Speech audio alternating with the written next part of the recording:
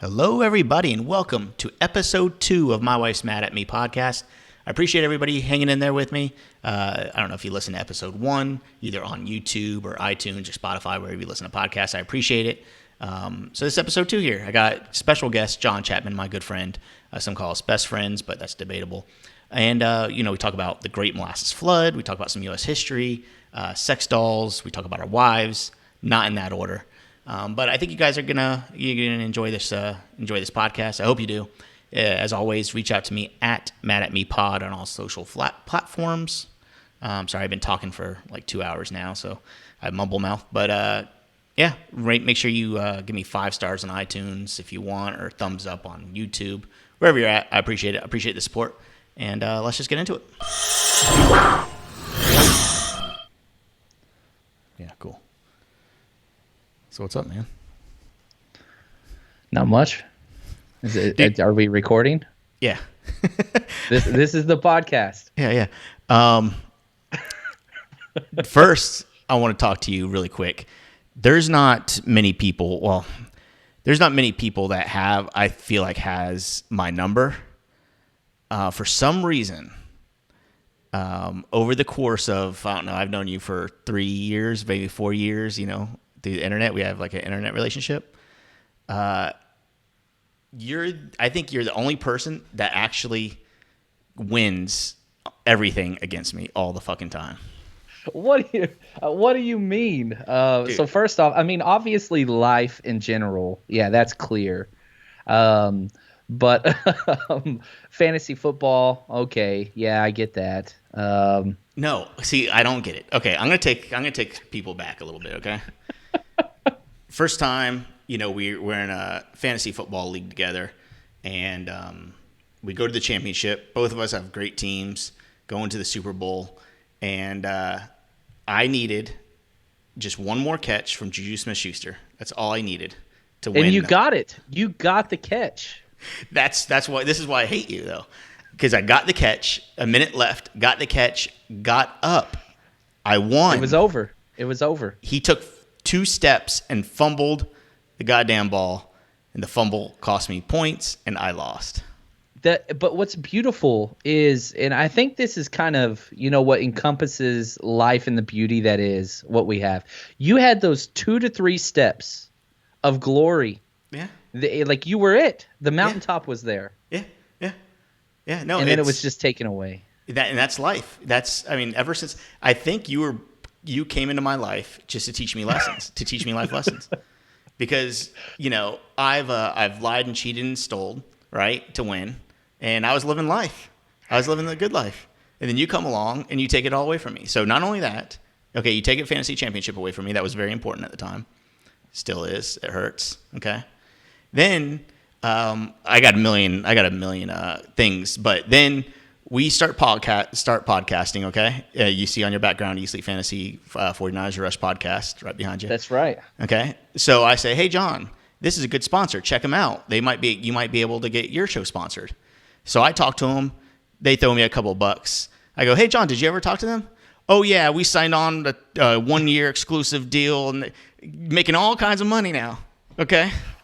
And I said, what the hell? He's like, yeah, that's just, they liked my pitch, and, we're going to, no reason, no rhyme, no reason, just, they're going to give me gobs of money, and we're good. I will say we still have a very good relationship with that said sponsor, and it's been great. And I would like to also say thank you, Dale, for the opportunity. It's funny, we don't really, I don't think we've ever gone over kind of how we got to know each other. I just emailed Dale out of random. Yeah. I listened to the podcast once or twice. It wasn't very good, and I was like, I would love to be a part of this not so good podcast. So I reached out to the guy, just said, hey man, I'd love to write or whatever. And there we go. And now you're helping me with sponsors, and worked on a couple projects together. You call me hey man, thanks for giving me that sponsor. I'm buying a new house next week. This really helped. So thank you. I'm over here living paycheck to paycheck. John Chapman's raking in the big bucks, and then okay, so that's just a couple things. Now we're playing poker together. We win, we lose. That's how poker goes, right? Last night we're playing poker. you get there and a couple cards go down. I'm a big shit talker, okay? But that's an understatement. But okay, when we're going, the flop comes out and I say, John, I have aces. Do you have the flush? John looks at me in my eyes and says, no, nuh-uh. Oh, no. It was opposite. No. I said, do you have the flush? You go, yep, I have the flush. I said, John, I have aces. We could just exchange money here. Oh, but I forgot about this hand. I forgot about this. Yeah. And I said, I have aces. And you're like, yeah, okay. And then guess what? I lose all my money to you because I trusted you. But that's the thing. Like, you don't come in. One, you're playing poker to play poker. Yes. No, if not, we just play like two truths and a lie, or get out the Ouija board and summon some evil spirits. But no, this is a test of manhood, Dale. And unfortunately, you were found wanting. No, listen. But no, there's a when you're playing poker with your friends, there's a moment. Okay, one, you're shit talking. Yeah, I have big cards. But there's a moment of truth where you're like, okay, John, this is what I have. If you beat me, I'm out. And you're like, no, go ahead, go bet. Yeah. Okay, bam. Next thing you know. You don't have to bet, though, Dale. That's the thing. Like, but I trusted you, John. I trusted you. That's the thing. But we're playing poker. That's part of the game. But the love is still there. And again, back to the thing about how, I don't see it as I'm better than you in all these ways. I think that's a bad way to look at it. I just think that's a bad way to look at it. You're a good guy, Dale. You're a good guy. I do have to say, as I look over your right shoulder, your backdrop is phenomenal. Why do I see a picture of my wife on your background? Oh, can you please help me understand why that is present? If you guys listen on YouTube or watching on YouTube, I do have a picture of John and his wife, a gorgeous couple. How could you not? Yeah, I mean, appreciate that. Thank you. I had an empty bookshelf and I had some pictures. Why not fill them up, right? You're sitting right next to a Aaron Jones autographed football, and actually right underneath all my poker chips that I collected from everywhere that I played, that I gambled at. Nice, very nice. That's pretty cool. That's pretty cool. Let's see, there's 5, 10, 15, 20, 25. There's 30 slots, and I only need 2 more to fill up the frame. There we go. So I've got to go back to Vegas. One trip to Vegas, we can make that work. Right. A lot of it was Vegas. A lot of it was. Some of it's like cruises, stuff like that. But yeah. Anyways, man, I wanted you on. This is only my second episode of My Wife's Mad at Me podcast. We talk a lot about how mad our wives are at each other. It's one thing. I think one thing that men can look. You don't want to be like that cliche, right? Like, oh, the old ball and chain. I hate that, right? Because at the end of the day, relationships and they ups and downs and all that stuff. But it just so happens that most of the guy friends I know, their wives get mad at them, and it's life how to deal with it.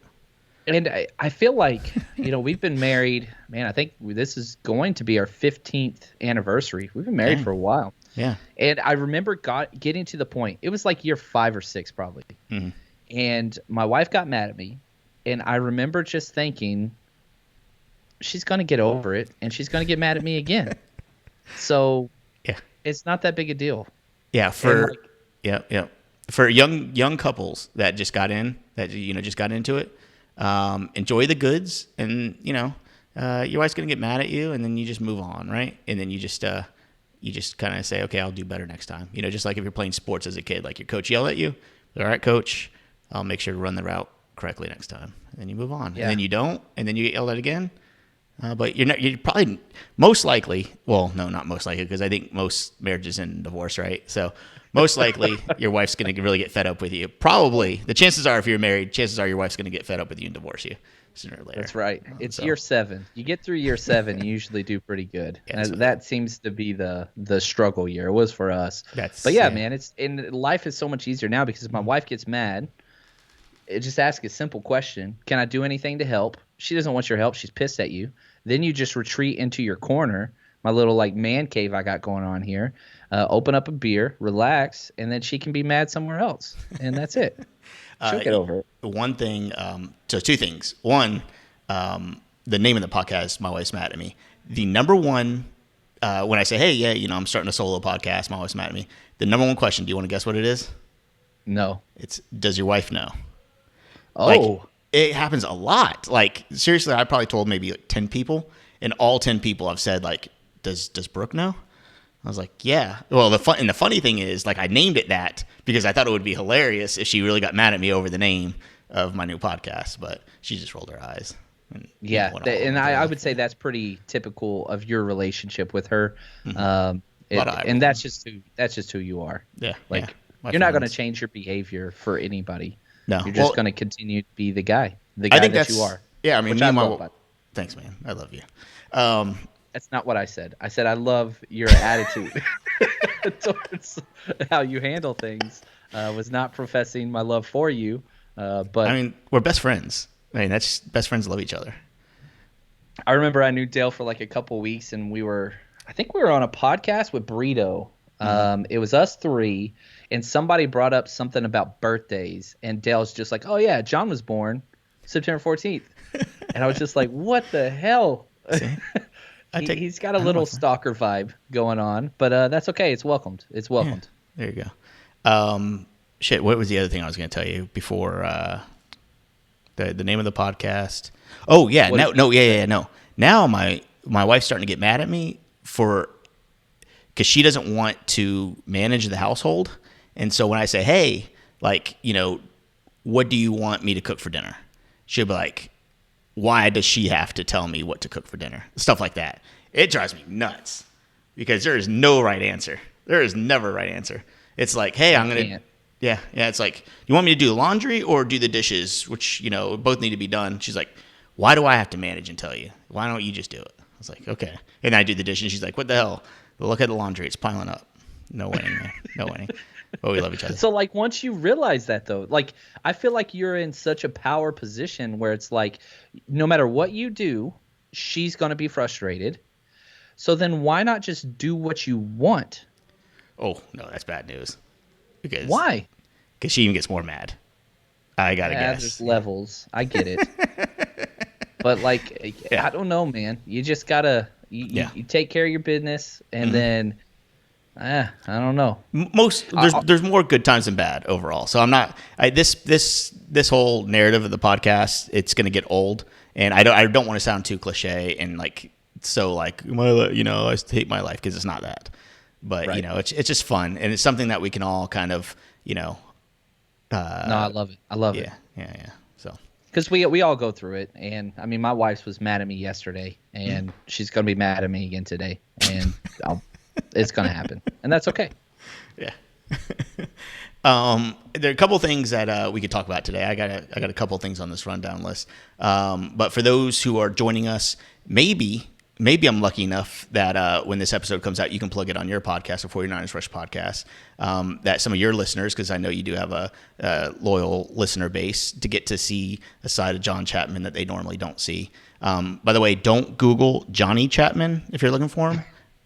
Totally different guy. That is factually correct. That's a different human being with a much checkered past and future. Allegedly, maybe stabbed somebody. Allegedly, yeah. But you're not Johnny Chapman. So if somebody's actually, this is kind of dangerous, John, because if they see this podcast and they see you and they're like, Johnny Chapman, now they're going to go after you thinking you're Johnny Chapman. So you got to make sure. Twitter handle, immediately change it to not Johnny Chapman. Not Johnny Chapman. Yeah. On it. To-do list. It's dangerous. Updated. It's dangerous. You are a high school teacher. Bless your heart. Yeah. That's something I don't think I've ever said in my life, actually. That's weird. I've been living in North Carolina now for 10 years. Everybody says it, and I don't know why I just said that. I don't know. Bless your heart in the South, which South Carolina definitely qualifies as the South. But you're in North Carolina or South? North. Yeah. North, Greensboro, okay. North Carolina. It still counts. But yeah, the bless your heart basically means like you done fucked up. Like, you made a giant mistake somewhere is all that means. Yep. But so you are a high school teacher, which is awesome. In COVID days, which sucks, right?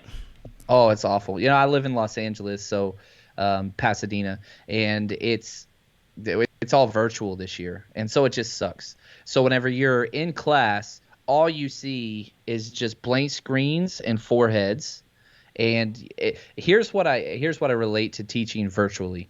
It's like doing stand-up comedy for 6 hours a day every day to 3 people that don't speak English. Like there is no like you don't get any energy or feedback, no and you can't engagement, give it's just oh. And the thing is this, I think I'm pretty good at teaching, and I think I make my class pretty exciting, but it does not translate. It doesn't translate. Yeah. And so yeah, it's a little difficult. This year's been the alcohol content has shot through the roof. There's no doubt about that. So I'm you're pretty the sure kids. I'm not the only one. Oh, you. Yeah, maybe that's why they're drunk at 8:30 in the morning, and so that's why they're not paying attention. They've it's I think the whole thing is, and I think I would be this way if I was in school at this time of life, but I would think not actually having to be in school, like I'd be staying up probably till 4 or 5 o'clock in the morning playing video games most of the time, right? And that's most of them play video games in class. Yeah, that's what they do. Like, because they all bought like double computers and different monitors, and so they'll be logged in class, and you can see the screen light like reflecting off their face, and it's just like, come on. And then sometimes they'll unmute themselves, and you can hear them talking to their friends, and it's just like, yeah. And I don't blame them; it's not their fault. But no, especially for some kids have a hard enough time being in school, right? And now you're putting them in front of a computer, and it's bad news. But anyway, you teach what do you teach? History or something? Yeah, I teach AP US History, Government, and Economics. So yeah, I get the fun subjects. Wait, did you get thrown into that, or was that something like you were like, yeah, I want to do this? I've taught a lot of different subjects. I started off with US History, World History, Sociology. I've taught law, government, special ed. I spent 1 year doing extreme special ed services, which was incredible. 1-to-1 ratio, where the student that I worked with was 20 years old in high school. They don't age out till 21.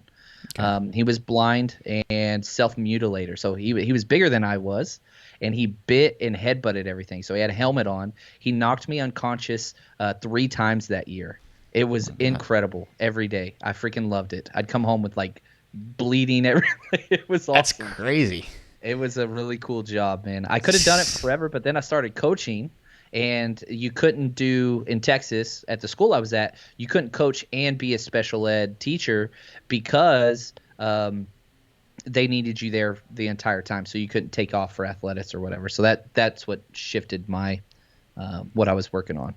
Wait, were you a high school football coach? I was. I'm sorry. I didn't know I told you about this. I was a high school football coach. That's correct. Interesting. Dude, I think that almost sounds like I'm sure it's been a movie where, your student is 20 years old and then you guys get into mischief together. I need to write that. Yeah. I will tell you, I got one awesome story I have to share about this wonderful human being named Jason. He had to wear a diaper. He was incredible. He was amazing. Right. Still is amazing. But he had to wear a diaper, and he was as well endowed as any human being has ever existed. Okay. Again, I had to change his kid's diaper all the time. Wait, you did? And that was part of the job. Yeah. All right. Okay. And so they came up with the idea to take these awesome students on a field trip. And I'm like, this is just such a bad idea. They take him to a zoo, okay, which is cool, but he's blind. So he can't see anything. He can just smell feces. That's all that he can do. And he can't talk or whatever else. And so he can walk, but it's uncomfortable for long periods of time. So I'm pushing him around in a wheelchair. We're trying to have a good time. A whole group of 50 kindergarten kids runs up towards us at the zoo screaming and whatever else. He doesn't like it. He stands up, screams, and pulls down his diaper. And so you have 50 kindergartner kids running at this guy, and he's got an elephant trunk, I swear to God, hanging. And it was just incredible. I'm pretty sure I'm going to be on the news. I'm going to lose my teaching credentials. And so I'm fighting with this guy trying to pull his pants and diaper up, and I'm losing. And the kids are just traumatized. And so still one of the best days of my entire life. So thankful that took place.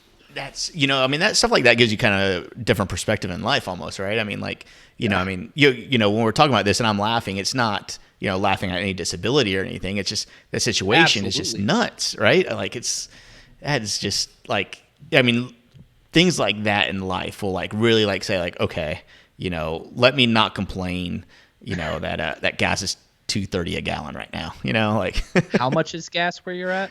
I don't know. I have no clue. 2 something. I don't know. Yeah, honestly, I don't know, that dude. That does not exist in Los Angeles. You're lucky to find anything less than $4. No, it's definitely not that. Yeah, no, North Carolina's like 2. I think it's 2 something. Is it? I mean, do you know the exact price of gas all the time?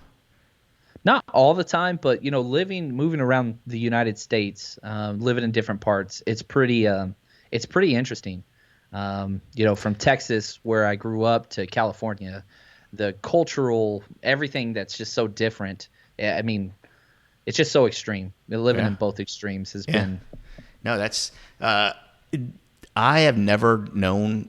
Really, I can't remember like prices of anything, and I don't know if that makes me like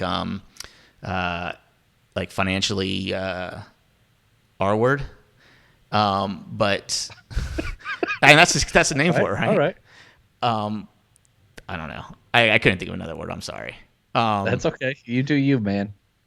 This podcast is going to be canceled after 2 episodes now. Hey. But no, seriously, like I don't know I don't even know what bread costs. I don't know. Like if somebody asked me, like I have no idea. Gas is like 2 something. Bread. Do you go shopping? Do you shop for groceries? Not a lot. Like we do it all like the curbside pickup now. So we don't really go in too often. I do every once in a while if we really need something quick, but for the most part. But I don't know. I don't know what anything costs.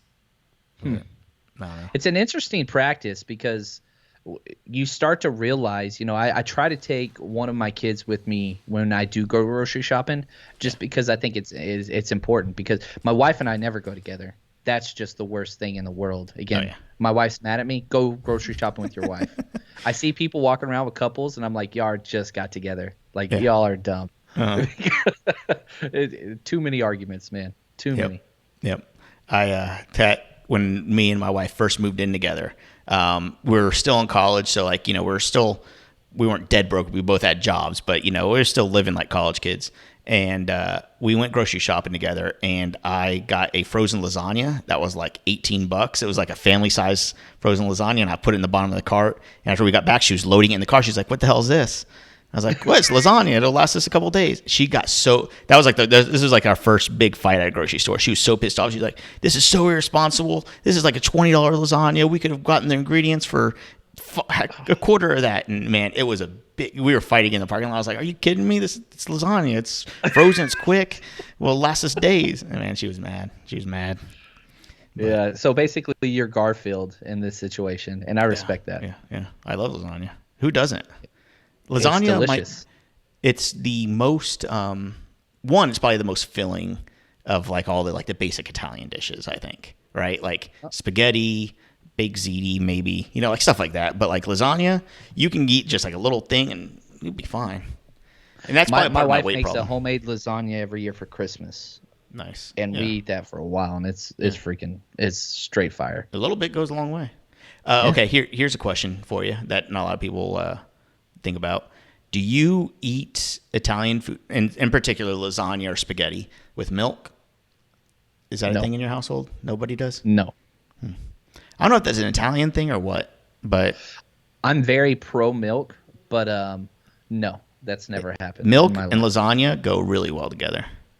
Just letting you know. That doesn't make any sense. It doesn't, I know, but I grew up. If anybody listening has had, actually, I'm just doing this just so I can, see if I'm getting any listeners. But if anybody's listening that has lasagna and milk together, let me know. Because I've done it since I was a kid, and like my family does it, but I've never met anybody that does it.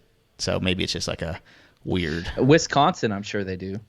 Yeah, because they just eat as much dairy as possible. They just stuff their faces with any dairy. Yeah. Shout out to JJ. Grew up in Wisconsin. Anyways, knowing that you did some U.S. history things. Not history things. Teach history. Did you know, John, in 1919, early January 15th, 1919, there was the Great Molasses Flood? That's not a joke. In Boston in 1919, okay, so after World War II, they use a lot of molasses and stuff to make liquor, and now it was just stored, right? Like, because they weren't making it. So they had it in these like big, like almost like water towers. And one of the guys there, he's like, hey, this doesn't, you're like noticing the board starting to warp a little bit. He's like, this doesn't look right. You guys might want to check it out. Nobody checked it out. So in the early day in January, the molasses just came rushing out of this big giant water tower. And it said 15-foot wall of molasses crashed down the street going 35 miles an hour. That's nuts. That's something that... Can you imagine? I mean, how do they even clean that? First of all, my first thought was, how do you even clean it up? And second of all, I was thinking, there's no way somebody's going to get hurt. But 21 people died and 150 people were injured. Can you imagine drowning in molasses? 21 people die? That's got to be a slow death. Sorry for the pun there. But yeah, I hate syrup, first off. I think syrup's good, and I use it on waffles, whatever else. But like, I'm a weird person whenever it comes to like, if there's like syrup on the table and it's like dried, like I flip out. I'm like, no, get everything off. We're cleaning everything, like whatever. So to live in a place to where 21 people would be killed from a freaking Aunt Jemima freaking overflow is just It says 2.3 million gallons of molasses. That's a lot of wasted alcohol, man. Okay, so I guess you wash it down, or like I guess just over time it just. But can you imagine walking down you can't even walk down that street for weeks probably, because I hate imagine like everybody's shoes is squeaking for weeks after just walking around like everybody has molasses on the bottom of their shoes. No, the smell would be awful. The flies, all those things, infections, just hell no. And this was this goes to show you. Yeah. This is 1919. So this goes to show you this is why people need to drink alcohol. If they would have just, the 18th Amendment when Prohibition got started, if that went around, would have been just fine. Did anything good come out of the Prohibition era? It seems like a lot of bad stuff happened during that time. You got some really good HBO Showtime movies about the mafia. That's about it. Yeah, like it feels like everything's about, did crime really get crazy during Prohibition, or was it just amplified? No, because it gave them something to do. The need was, okay, so focus on economics and the idea of supply and demand. If we made Kool-Aid illegal today, Kool-Aid's prices would shoot through the roofs, whoever's got it. So as soon as you allow society to have whatever, then you take it away, it's just going to shoot through the roof. It doesn't matter what it is. But no, the mafia, organized crime, prostitution, drugs, gun running, all increased dramatically immediately after that. But if, let's go to the political side, you would not have JFK as a president if not for this. His family got super rich, wealthy, working with the mafia and bootleggers. So if you're a JFK fan, I guess you could say that's the positive. Right, because the whole family was running that, right? That's crazy. His dad was the big one, but yeah. That's not how they made all their money, though, is it? Or is that? That's how they made most of their money, yeah. Really? Interesting. Yeah. That's great. That's one thing I don't really understand is all the Kennedys. Like, I should probably read a book or two about that, because I don't like they all kind of mix up to me. JFK and JFK is a big one, right? But then like all the other his brothers and stuff like that. Like, I know they're all kind of weaved into American fabric that I really don't know. Go ahead. What's your favorite, like, if you're trying to get your class's attention? What is like the history thing that you talk to them about, like, hey, you guys, this is going to be fun to learn. Like, obviously, feel free to use this molasses piece because, bam, that's free lesson. And then you can have them do in high school, do they do activities still? Because you can bring in molasses and you can do a little show for them and say this is how it was. Feel free to take that. AP class is pretty hard. You have to cover so much, but the one thing that they love scandals and like sleaze. So again, with JFK, you could talk about Marilyn Monroe. You talk about like the tunnels that were built into the White House and sneaking, women in and all these different things. And so, yeah, and there's even some clips like you play the clip of Marilyn Monroe singing to the president in front of his own family, and you can just feel the tension sexual tension in the air. It's just so awkward. Right. Yeah, that's crazy. But yeah, kids love that stuff. They eat that up. Yeah, that is nuts. Shoot, what were you talking about? Maryland, no, I don't know. Anyways, so what? No, never mind. God, there was something I was just. Hold on, damn it. Hold on. Give me a second because I know. Hold on. I need to start writing notes or something when you're talking because I had some good questions on that. And I'll say this: Dale and I, our text like things are hilarious. It sounds because like this. This is what it's like. I'll get a text from Dale. Oh, I just got an awesome idea. 15 exclamation points. Dude, remind me to talk to you about this. And then like I'll be in class or recording. Afterwards, I'll text him, hey man, what's up? And be like, oh yeah, I totally forgot. Like, yeah. Like, well, it's gone. I have been better at writing notes. Like for the podcast and stuff, like I've been writing more notes. But the problem is I'm learning how to write notes. I never wrote notes in high school or college. And so like I'm learning. And so like one word notes I'm finding out doesn't really help because I forget. Like, so I got to like write explanations. And like most of the time I'm like, oh, hey, blah, blah, blah. And then I'll remember it. But then I read it and it's like, I have no clue. But yeah. One thing I was going to tell you, and let's do this live before I forget, because I did want to tell you. So for you, you have a Patreon, right? You have a Patreon that you break down a lot of NFL film, and you break down like everybody from like college, and you break down a lot of the Niners stuff in particular. But you also have a ton of other players, and upcoming rookie class and all that stuff. So your screen shares a lot of times, like you're showing these plays, and you have a little yellow highlighter that show the player. So you like outline the player in a little yellow dot, and then you play the play, and then you can see it. My thing is, you need to write this down because you might forget it. This is $1 million idea here. Brand this yellow dot and like call it like, I don't know, like the yellow dot club or something, or yellow dot something. It can't be a club because you already have a club. So it has to be like yellow dot. I don't know, yellow dot something, and then brand it, and then have a little yellow dot in your shirt, and everybody know, bam, you're talking about John Chapman's patent play film breakdown. I love that. Idea. The yellow dot something patent play breakdown. Patent play break. Yeah. You're on it. It flows off the tongue. Like it's got a good feel to it. Yeah. I mean, you just got to fill in the blanks. I mean, I'm doing the hard work. You just fill in the blanks, buddy. You are the biggest idea man in the world. And I will say this. Whenever, teaching economics, like we go through like students starting their business, what, all this stuff different means. And I tell them like, you got to share ideas. I tell them, I got this buddy, not a close friend. He's distant. Best friends, but he's an idea guy, and I bounce off all my ideas off him. And he comes up with awesome ideas too. And so sharing and collaboration. So I call that the Dale DeMont segment of class. My ideas are nothing until I share it with somebody and wait for it to just get battered down.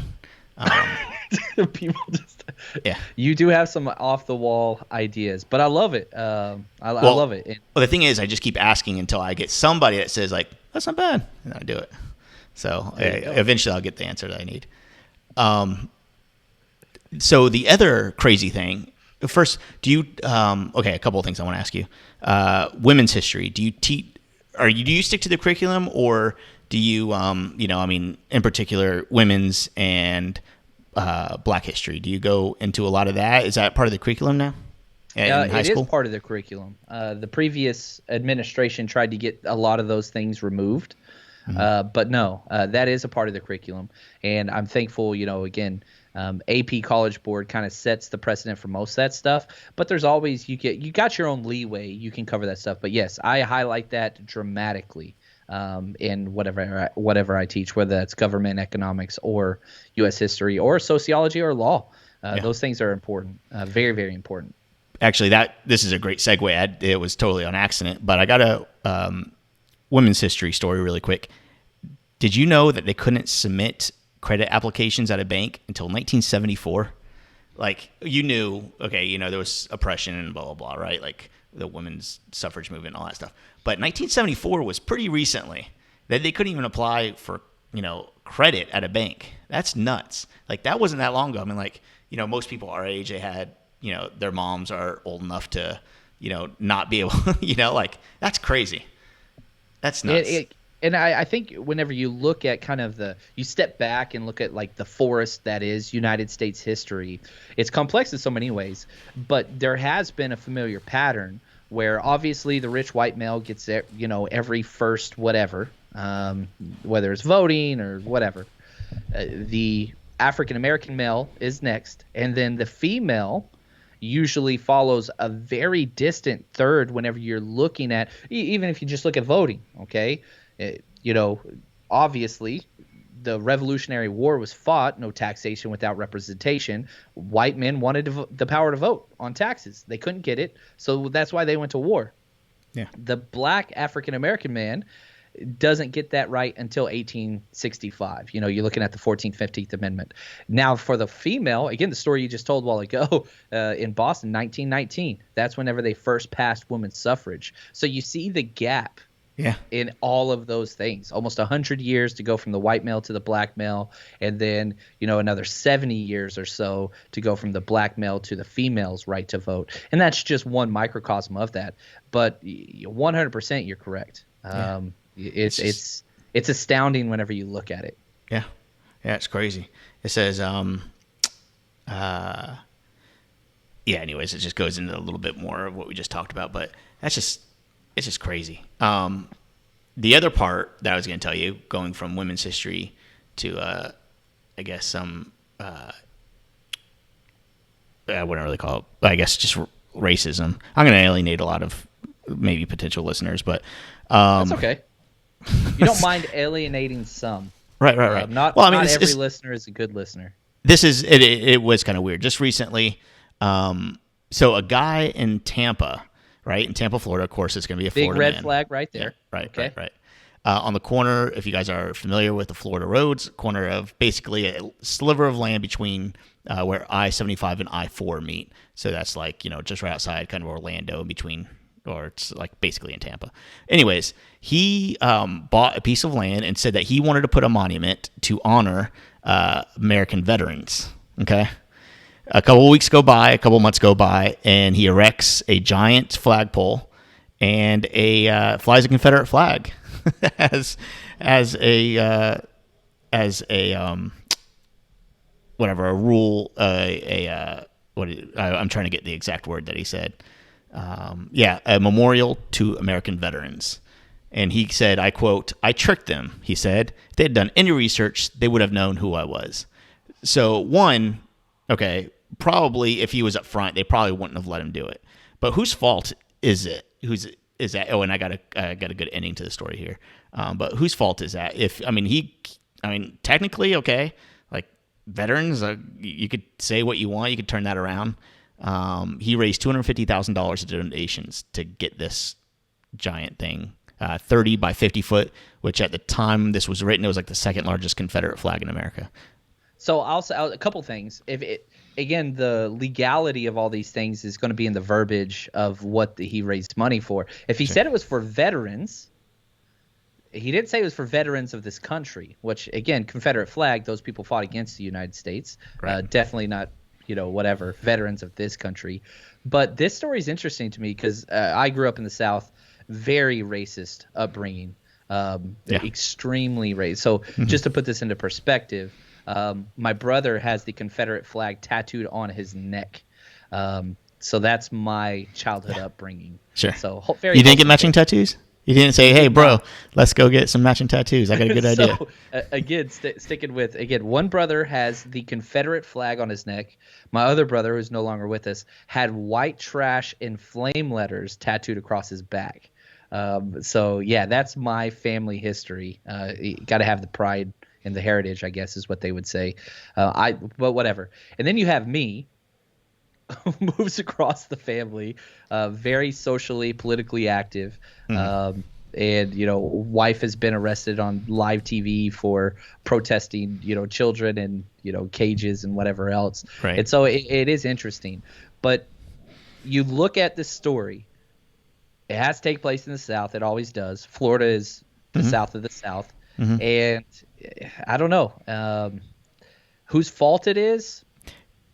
Fault is a weird word, but like who does this fall? Like, the guy who approved it, is he getting fired? Like once they put up the Confederate flag, is his boss be like, "Hey, Danny, you're in trouble.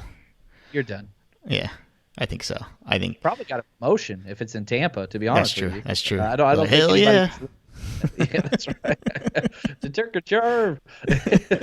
It's a giant flag. The end of the story is that he is dead now. That he was found dead. He died just recently, and that's like for some reason that I think that made bigger news than him actually doing it. Is that he's found dead. They're not sure why. Was he killed? That's optics, right? Imply that, right? That's what I'm saying. Hold on, let me go. Yeah, no, it doesn't say, which is really weird. And I tried to find out. I couldn't find any other news story except this one that commented on his death. So the fact that he was found dead does seem a little weird. I'm a big headline reader. I don't read a lot of stories. I'm sure pretty that doesn't get you in trouble. That probably gets you the source of the information really well. Oh yeah. I don't know if I talked about this with you or not, but the whole when the Capitol got stormed or whatever you want to call it, I had no idea that. Like all I knew at the time was that people were going into the Capitol building. Like I was like, okay, no big deal. Like, okay, they maybe, like cause a little destruction. But then my wife's like yelling at me. She's like, how could you not have any clue what's going on in America? Like, don't you read the news? I'm like, I had no idea. And then she made me watch this whole like ABC documentary on the day of. And I was like, oh, that looked pretty bad. Dude, I love it. Your wife is pretty awesome. Way to go, Brooke, stuff. Yeah. But yeah, it's interesting because, even with the media now, mm-hmm. If you just read the headlines, it's all clickbait, whatever else. But I guess that doesn't work on you because you don't click and read anything. Joke's on them. Got them. That's that's just they're not getting my money, John. That's right, man. That's right, so man. All I need to do is I go on the stories on my iPhone and I just say, all right, stimulus bill, it was approved. I'm just going to wait to see if there's another headline tomorrow that says I'm getting money. And I go back and I say, okay, Dow Jones was down 2,000. That doesn't seem like that bad. And I just keep scrolling.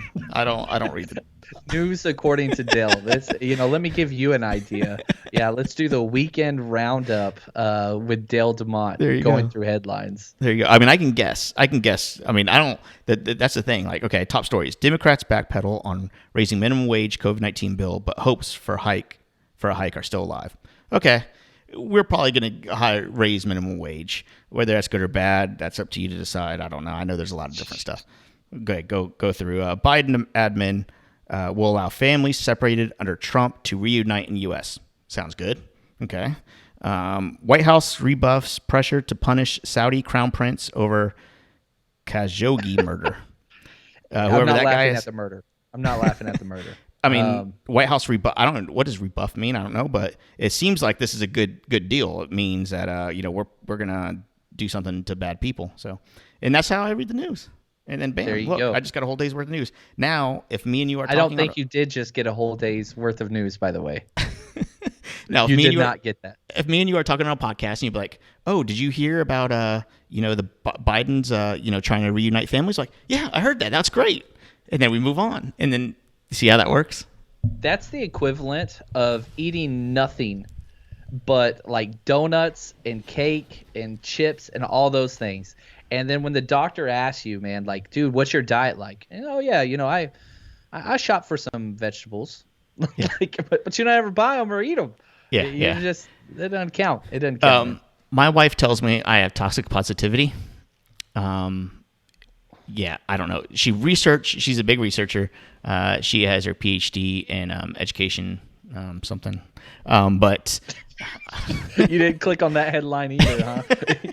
Like, she told me she had a PhD. I believe her. She worked on it for 7 years, and yeah, I believe her. Whatever. No, I'm joking. I'm joking.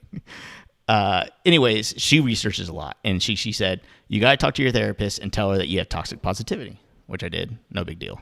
And then she's like, yeah, obviously like trauma or whatever kind of makes that, like I just try to turn everything into a positive because that's just my coping mechanism. And that's just what I do. So I do like it when you get mad, though. When you get mad, you get real mad.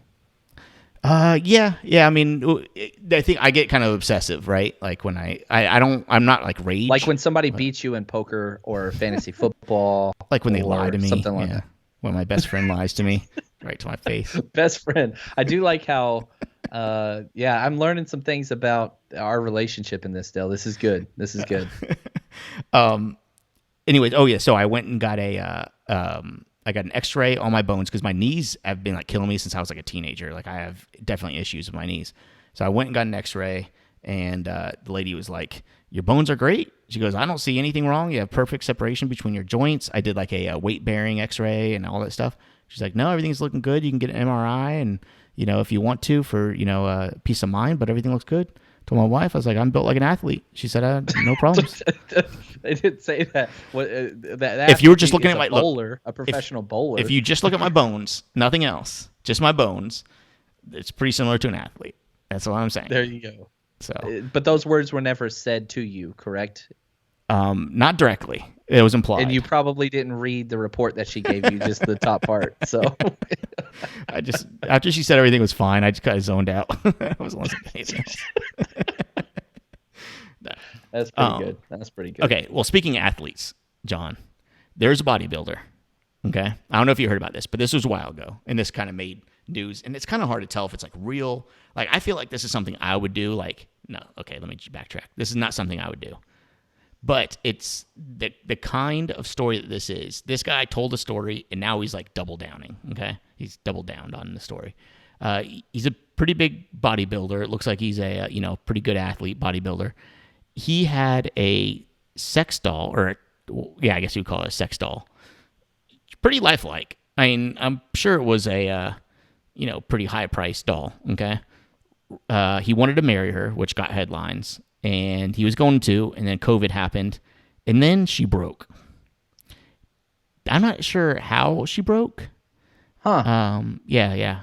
Let's see. Huh. Anyways, she broke. He sent her off back to the place to fix her, and he was getting kind of lonely because this was like his only fiance. So he cheated on her with a torn flesh off a chicken. Okay, took raw chicken and pleasured himself with it. He loved it so much, he is now getting a hermaphrodite giant chicken doll. Has his new wife. He's not going to disrespect the old wife. It's just called the old wife now. So he's going to have two wives. Okay, he's going to have the sex doll, which looks female. I mean, she has breasts and everything and whatever, feminine features. And then he has this chicken, and he takes pictures. He took pictures of raw chicken, basically couples pictures with him and a raw chicken. And then he said, "Yeah, I just ordered it. Yeah, I really liked it. I ordered a huge chicken toy. They are doing her now. She will be called Lola. She will become my second wife." I feel like. Go ahead. You just gave a lot. All right. You gave the amount that you gave was like a giant hermaphroditical chicken amount of material. So number one, from a societal standpoint, I love this question. Okay. Is it wrong to have sex with chickens? Is it, all dead chickens. Let's be fair. Different things. And yes. Now the question is this. Okay. Let's play this out. Is it wrong to kill a chicken and eat it? No, I don't think most people, vegetarians, whatever, they might be against that. That's okay. Is it wrong to kill a chicken, then have sex with the chicken, then eat the chicken? And this is where it gets kind of weird because there's not a difference. You don't want your kids, being raised having sex with dead chickens. Mm-hmm. But again, who is the victim in this situation? Now, if he's just going around killing chickens and having sex with them and whatever else, that gets into a little bit more of an ethical quandary there. But man, if he wants to marry a hermaphroditical chicken doll, who's the victim? Right. I mean, you got to think, this is the guy that would be on Silence of the Lambs running around eating people if you don't allow them to have their outlet. Yep. And I don't know. I don't have a problem with it. I probably don't want to be on a podcast with him. Actually, I kind of do. But you think you'd do an interview? Yeah, maybe. I would not approach him with a picture of him and his chicken in your background. I wouldn't recommend that. He's from Kazakh, Kazakh. Kazakh. So maybe somewhere around like Russia or something, I imagine. Yeah. See, now this is what I was talking about. I feel like he just basically like doubled down. Like he had this doll and he got some press, right? And now he's like, I need some, maybe he has like a, some kind of mental disorder where he just, needs that attention. Because this is, I guarantee you this, there are other people that have sex with dolls and love their dolls, but they're not broadcasting that. Right. And he actually is. And then on top of that, he's like, what's weirder than a doll? Yeah. But then you never know. Like people get into weird things sometimes on accident, right? Like all of a sudden, you're man, I can come up with so many. I'm afraid my wife's gonna listen. I'm so scared right now. Maybe never mind. Thank you for not. We could be talking about fantasy football, NFL, whatever, and somehow every time Dell is on a podcast, it gets steered down this path just every single time. Yeah, I'm sorry. It's okay, man. It's all right. You do you. What's the weirdest thing you would have sex with? Does your mom count? I set you up for that. Anyways, again, that has to be. So that would be the title headline of this podcast. You got it. What is the weirdest thing you would have sex with? ... Does your mom count? That's a long title, John. I don't care. You got to get it in there. Okay. Just like that guy in the dead chicken. The guy in the dead chicken. Okay. I might amend. That's a really long title because I was just going to ask you what, the title could be, not Johnny Chapman. I think that would be a good title. Weirdest thing. No. How about, fucking dead chickens? That's a good title. No. Just don't tag me in it. Please. Anyways, license is already like in the balance. Yeah, you're already on the flagged account. What the hell? Okay.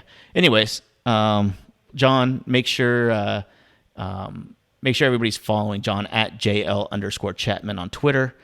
He's really good with his football stuff, in particular 49er stuff, but really all of football. He used to be a high school football coach. I don't know if we mentioned that. You're a good poker player. And you're on the line about, never mind, what you would want to pleasure yourself with. I mean, your mom. Anyways. Yes, I agree.